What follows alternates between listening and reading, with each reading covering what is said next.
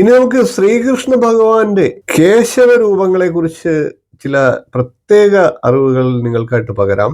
മഹാവിഷ്ണുവിന്റെ ദിവ്യനാമങ്ങൾ 1000 ഉണ്ട് എന്നാണ് ആഴ്വാൻമാർ അവരുടെ കൃതിയിൽ പുകഴ്ത്തിയിട്ടുള്ളത്.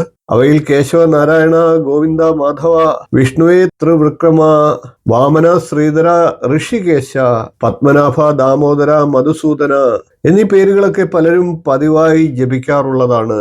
ഇവയിൽ ഓരോ പേരിനും ഓരോ പൊരുളുണ്ട്. അതിൽ ആദ്യത്തെ പേരാണ് കേശവൻ എന്നുള്ളത്. കേശി എന്ന അസുരനെ മഹാവിഷ്ണു നിഗ്രഹിച്ചതുകൊണ്ടാണ് ഈ പേര് ഭഗവാന് ലഭിച്ചത്. കേശവൻ എന്നാൽ മനോവിഷമത്തെ നശിപ്പിക്കുന്നയാൾ എന്നും പറയുന്നുണ്ട്, അർത്ഥമുണ്ട്. 4 കൈകളുണ്ട് കേശവന്.